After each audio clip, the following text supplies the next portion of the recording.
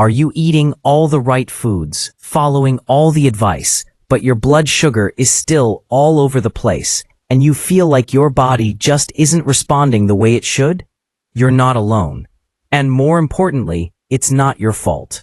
There's a reason why standard advice isn't working for you.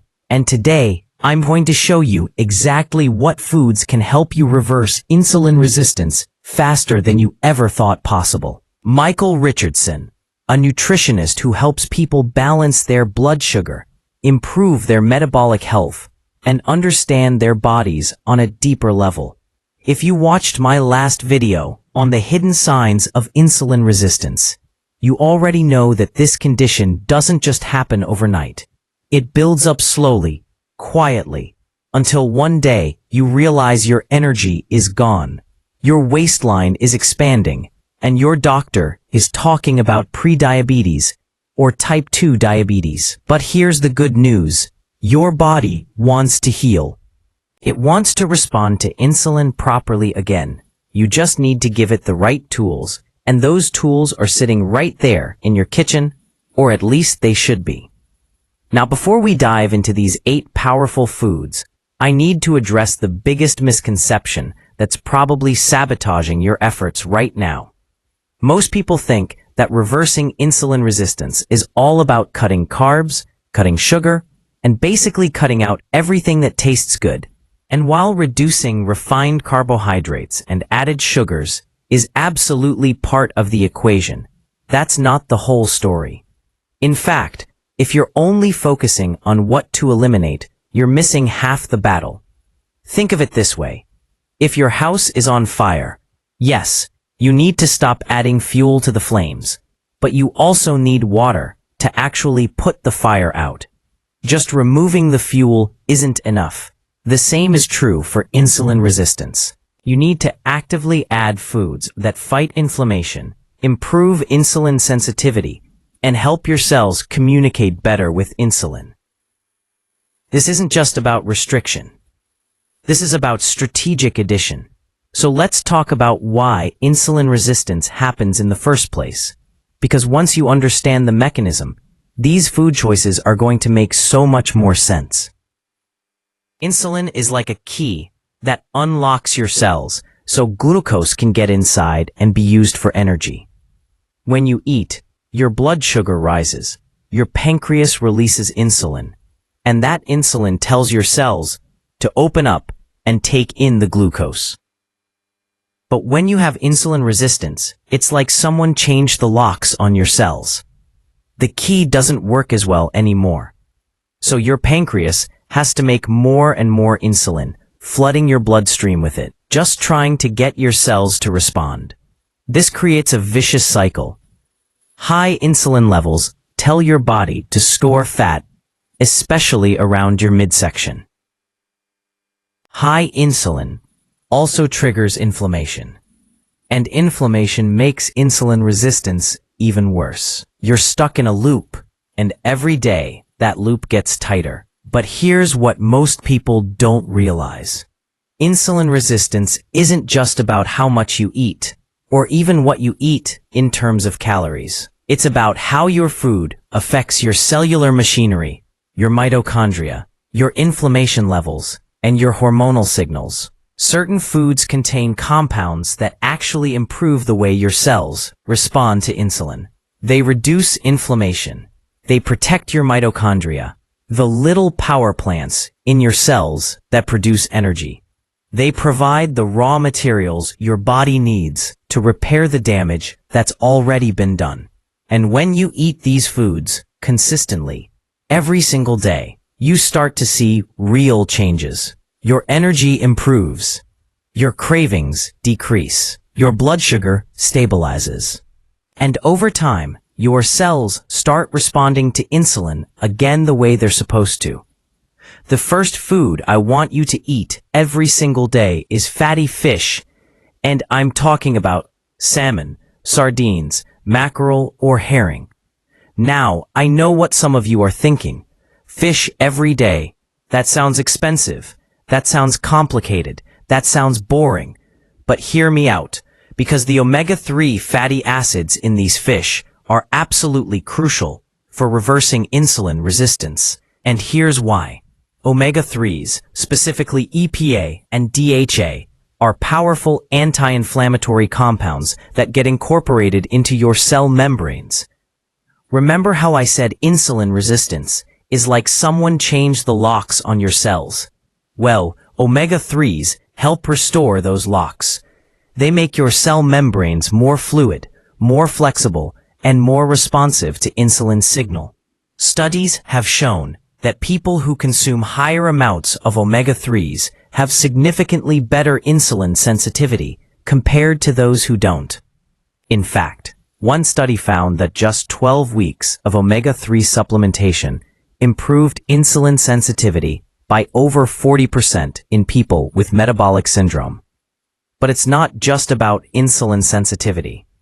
Omega-3s also reduce chronic inflammation, which is one of the main drivers of insulin resistance. When your body is inflamed, it produces compounds called cytokines that literally block insulin signaling. It's like throwing sand in the gears of a machine. Omega-3s counteract these inflammatory cytokines and help your body shift back into a healing state. They also protect your mitochondria from oxidative stress, which means your cells can produce energy more efficiently. And when your cells are producing energy efficiently, they don't need as much glucose sitting around in your bloodstream, which means better blood sugar control. Now, I'm not saying you need to eat a giant salmon fillet every single day, although you certainly could. You can have a small serving of sardines on whole grain toast for breakfast. You can add canned salmon to a salad for lunch. You can have a piece of grilled mackerel for dinner. The key is consistency. You want those omega-3s in your system every day, building up in your cell membranes, doing their anti-inflammatory work.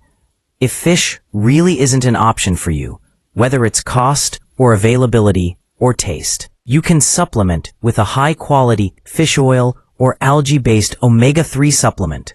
But whole food sources are always going to be superior because they come with other beneficial nutrients like vitamin D, selenium, and high-quality protein. The second food you need every day is leafy green vegetables, and I mean a lot of them. We're talking spinach, kale, collard greens, Swiss chard, arugula, bok choy, any dark leafy green you can get your hands on. If there's one food group that's universally agreed upon as beneficial for insulin resistance, it's this one. Leafy greens are incredibly nutrient-dense but very low in calories and carbohydrates, which means you can eat huge portions without spiking your blood sugar. But more importantly, they're packed with magnesium, and magnesium is absolutely critical for insulin function. Here's something most people don't know. Magnesium is involved in over 300 enzymatic reactions in your body, and many of those reactions are directly related to glucose metabolism and insulin signaling. Studies have found that people with insulin resistance and type 2 diabetes often have low magnesium levels, and when you correct that deficiency, insulin sensitivity improves dramatically. In fact, research shows that higher magnesium intake is associated with a significantly reduced risk of developing type 2 diabetes. One large study found that people with the highest magnesium intake had a 47% lower risk of diabetes compared to those with the lowest intake. That's huge. But leafy greens do more than just provide magnesium. They're also loaded with antioxidants like vitamin C, vitamin E, and beta-carotene, which protect your cells from oxidative damage. They contain nitrates that improve blood flow and help lower blood pressure, which is important because insulin resistance often goes hand in hand with hypertension. And they provide fiber, which slows down glucose absorption and feeds the beneficial bacteria in your gut. Your gut bacteria play a massive role in metabolic health. And when they're happy and thriving on fiber, they produce compounds called short-chain fatty acids that actually improve insulin sensitivity. It's all connected. So how much leafy greens should you be eating? I recommend at least 2 to 3 cups of raw greens or 1 to 2 cups of cooked greens every single day. That might sound like a lot, but it's easier than you think. Have a big spinach and mushroom omelet for breakfast. Throw a huge handful of greens into a smoothie. Have a massive salad with your lunch. Sauté some kale or bok choy as a side dish for dinner. When you make leafy greens a non-negotiable part of every meal, you're flooding your body with the nutrients it needs to heal. The third food is extra virgin olive oil, and this is one of the most powerful tools you have for fighting insulin resistance. Extra virgin olive oil is rich in monounsaturated fats, particularly oleic acid, which has been shown to improve insulin sensitivity and reduce inflammation. But the real magic in olive oil comes from compounds called polyphenols, especially one called oleocanthal. These polyphenols have potent anti-inflammatory effects, similar to ibuprofen, but without the side effects. They reduce oxidative stress, protect your blood vessels, and improve the function of your pancreas, the organ responsible for producing insulin. Multiple studies have shown that diets rich in extra virgin olive oil, like the Mediterranean diet, are associated with better blood sugar control and a lower risk of type 2 diabetes. One study found that people who consumed more than half a tablespoon of olive oil per day had a 16% lower risk of type 2 diabetes compared to those who consumed less. Another study showed that adding extra virgin olive oil to meals reduced the post-meal blood sugar spike and improved insulin response. This is incredibly important because those blood sugar spikes are exactly what you're trying to avoid when you have insulin resistance. But here's the catch. Not all olive oil is created equal. You need to buy extra virgin olive oil, not regular olive oil or light olive oil. Extra virgin means the oil was extracted using mechanical methods without heat or chemicals, which preserves those beneficial polyphenols. And you want to look for olive oil that comes in a dark bottle because light degrades the polyphenols. Store it in a cool, dark place and use it within a few months of opening. I recommend using olive oil liberally. Drizzle it on your salads. Use it to sauté your vegetables. Dip your whole grain bread in it. Add it to your soups. You want at least 2 to 3 tablespoons per day to get the full metabolic benefits. The fourth food might surprise you, and that's berries. Blueberries, strawberries, blackberries, raspberries, any type of berry you enjoy. Now I know some people avoid fruit when they're dealing with blood sugar issues because they think all fruit is bad. But that's a huge mistake, especially when it comes to berries. Berries are unique because they're relatively low in sugar compared to other fruits, but they're incredibly high in fiber and antioxidants. They have one of the highest antioxidant contents of any food, which means they're powerful fighters of oxidative stress and inflammation. Berries are particularly rich in compounds called anthocyanins, which are the pigments that give them their deep red, blue, and purple colors. Anthocyanins have been extensively studied for their effects on insulin sensitivity, and the results are remarkable. These compounds improve the way your muscles take up glucose. They reduce inflammation in fat tissue, and they protect your pancreatic beta cells, the cells that produce insulin. When your beta cells are healthy and functioning well, you maintain better insulin production and better blood sugar control. Several studies have shown that regular berry consumption improves insulin sensitivity and reduces the risk of type 2 diabetes. One study found that eating just 1 cup of blueberries per day for 6 weeks improved insulin sensitivity in obese, insulin-resistant adults. Another study showed that strawberries reduced the post-meal blood sugar and insulin spike when consumed with a high-carbohydrate meal. This is exactly the kind of effect you want. You're not just avoiding blood sugar spikes. you're actively blunting them with the food you're eating. I recommend eating at least 1 cup of berries every day. Add them to your morning yogurt or oatmeal. Blend them into a smoothie. Eat them as a snack with some nuts. Toss them into a salad. And if fresh berries are too expensive or not available, frozen berries are just as good. Sometimes even better because they're frozen at peak ripeness when their antioxidant content is highest. Just make sure you're buying plain frozen berries without added sugar. The 5th food is nuts, particularly almonds and walnuts. Nuts are one of the best snacks you can eat when you have insulin resistance because they provide a perfect combination of healthy fats, protein, and fiber with very little impact on blood sugar.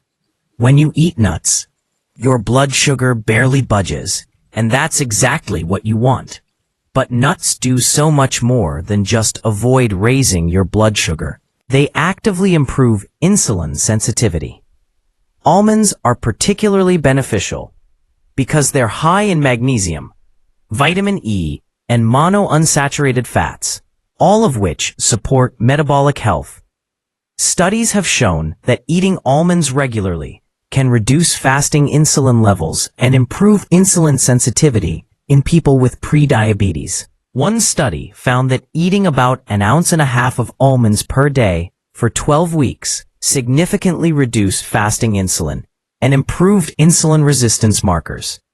Walnuts are also incredibly powerful because they contain alpha-linolenic acid, a plant-based omega-3 fatty acid, along with polyphenols that reduce inflammation.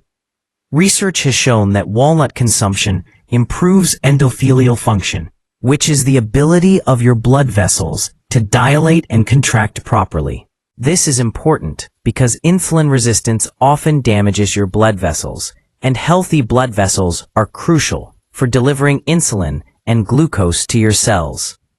The key with nuts is portion control, not because they're bad for you, but because they're calorie-dense, and it's easy to overeat them.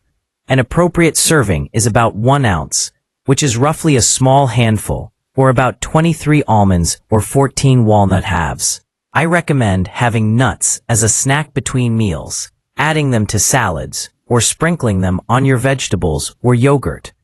You can also use nut butters, but make sure they're made from just nuts with no added sugar or oils. The 6th food is Greek yogurt, or other fermented dairy products like kefir. Now, I know dairy is controversial, and some people do need to avoid it due to allergies or intolerances. But if you tolerate dairy well, Greek yogurt is an incredible food for insulin resistance.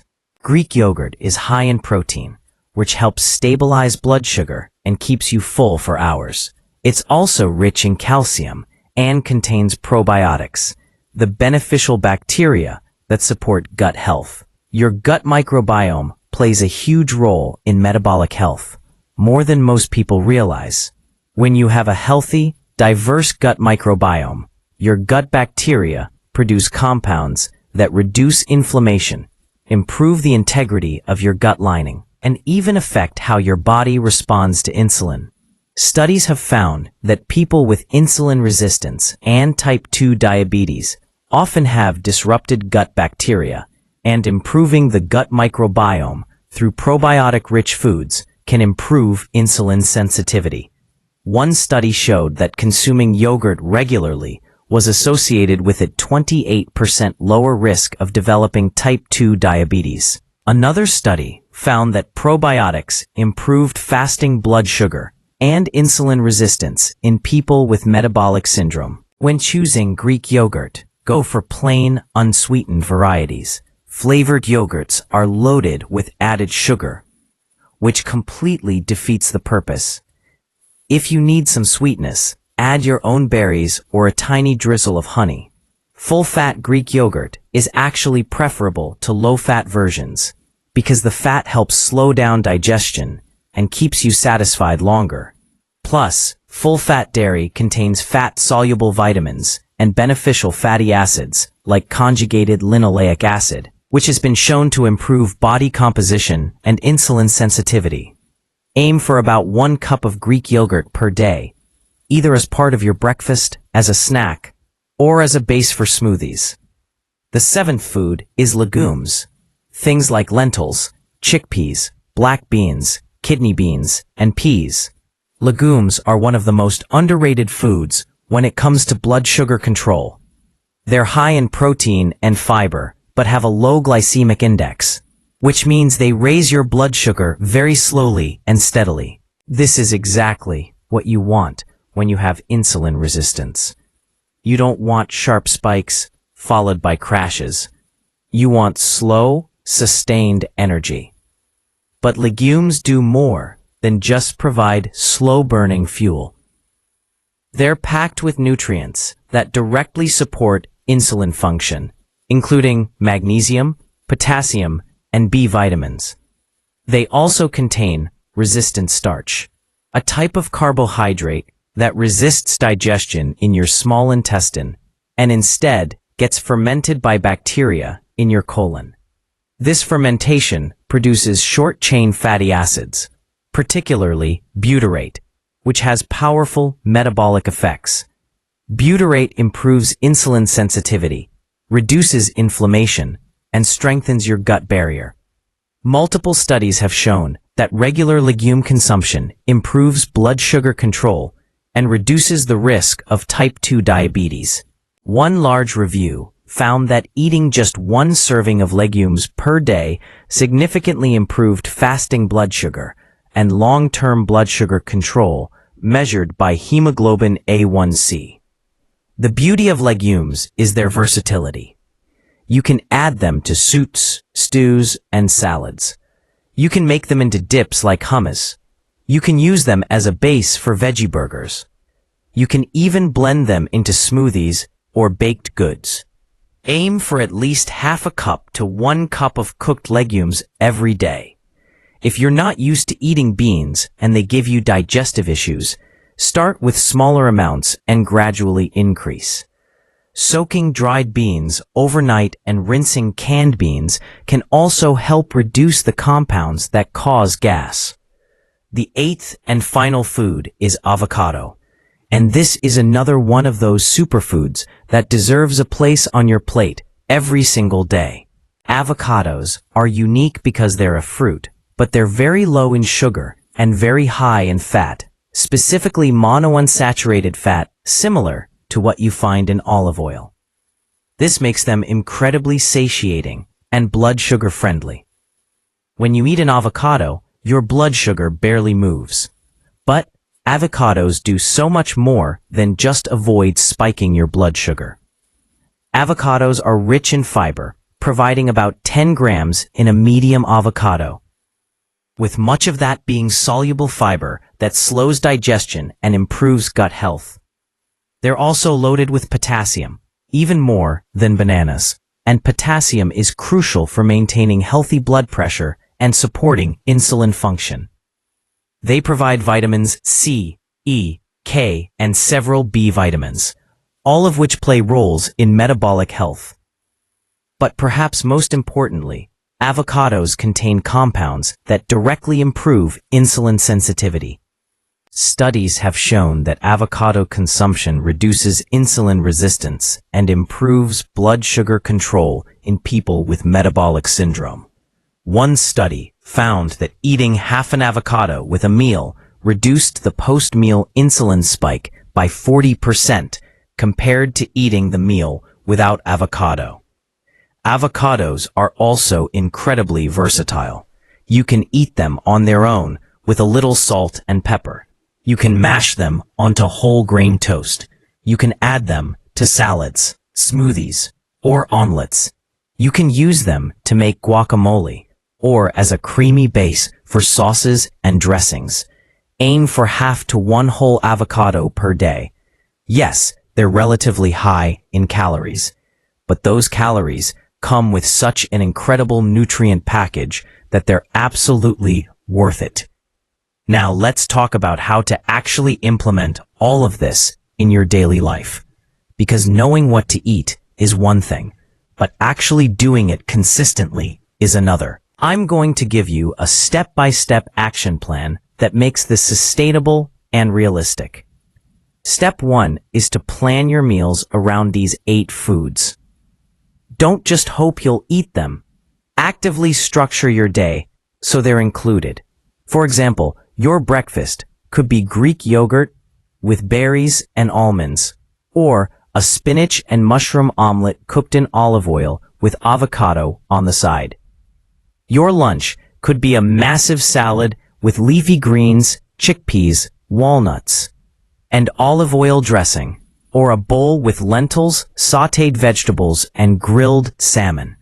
Your dinner could be baked mackerel with roasted vegetables in olive oil, a side salad, and some berries for dessert.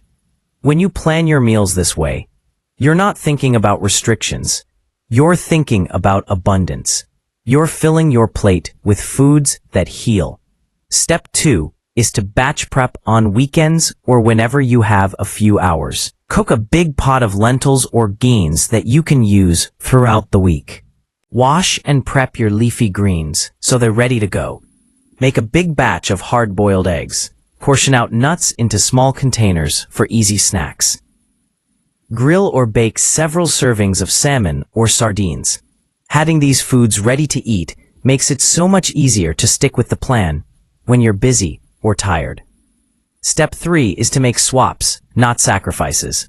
Instead of cutting things out and feeling deprived, think about what you can swap in. Instead of crackers for a snack, have nuts and berries.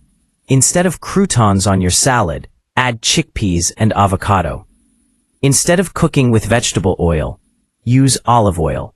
Instead of sweetened yogurt, have plain Greek yogurt with your own berries. These swaps help you transition without feeling like you're on a restrictive diet. Step 4 is to track how you feel, not just what you eat. Yes, you can track your food if that helps you stay accountable, but more importantly, pay attention to your energy levels, your cravings, your mood, and your sleep.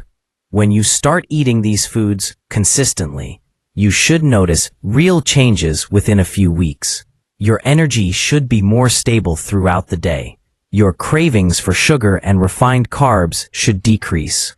You should feel more satisfied after meals. Your brain fog should lift. These subjective improvements are just as important as any blood test, and they're what will keep you motivated. Step 5 is to get your blood work done at baseline and then again after 8 to 12 weeks. You want to see objective evidence that this is working. Have your doctor check your fasting blood sugar, fasting insulin, hemoglobin A1C, and lipid panel. When you see those numbers improving, it's incredibly motivating, and it validates all the effort you're putting in. Many people are shocked to see their fasting insulin drop by 30, 40, even 50% after consistently eating this way for a few months. That's real, measurable reversal of insulin resistance. Step 6 is to be patient but persistent. Insulin resistance didn't develop overnight, and it won't reverse overnight.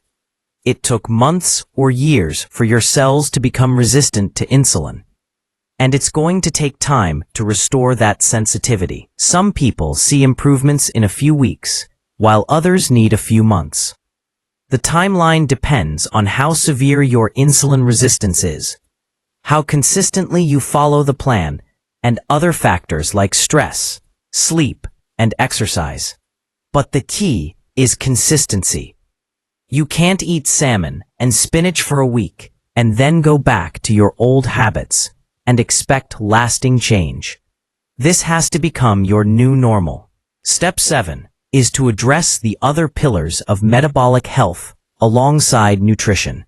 These 8 foods are incredibly powerful, but they work best when combined with other healthy habits. You need regular physical activity, especially resistance training and walking, because muscle is one of the most insulin-sensitive tissues in your body.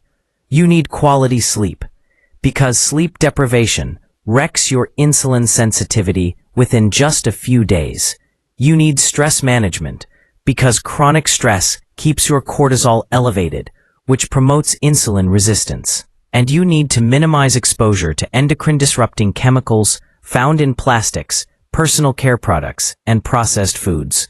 It's all connected, and the more you optimize each pillar, the faster and more completely you'll reverse insulin resistance. I know this might feel overwhelming at first. 8 foods, meal planning, tracking, blood work, exercise, sleep, stress management. It's a lot. But here's the thing. We don't have to be perfect. You don't have to do everything at once. You just have to start. Pick 1 or 2 of these foods and focus on incorporating them every day this week. Maybe you start with leafy greens and Greek yogurt. Next week, you add berries and nuts. The week after that, you focus on getting fatty fish a few times a week. Small, consistent changes compound over time. And before you know it, these foods are just part of your routine. They're not special diet foods anymore. They're just what you eat. And remember, your body wants to heal. Your cells want to respond to insulin properly. You're not fighting against your biology. You're supporting it. You're giving it the tools it needs to repair the damage and restore function. Every meal is an opportunity to move in the right direction. Every day that you eat these foods, you're reducing inflammation, improving insulin signaling, and protecting your long-term health. This isn't just about avoiding diabetes or losing weight, although those are great benefits. This is about feeling good in your body. This is about having energy to do the things you love. This is about taking control of your health instead of feeling like a passenger watching it decline. Reversing insulin resistance is absolutely possible, and these 8 foods are your foundation. Fatty fish for omega-3s and anti-inflammatory power. Leafy greens for magnesium and antioxidants. Extra virgin olive oil for polyphenols and healthy fats. Berries for fiber and anthocyanins. Nuts for protein, fat, and micronutrients. Greek yogurt for probiotics and protein. Legumes for resistant starch and steady energy. And avocados for monounsaturated fats and satiety. When you build your diet around these foods, you're not just managing insulin resistance. You're actively reversing it. You're changing your metabolic destiny.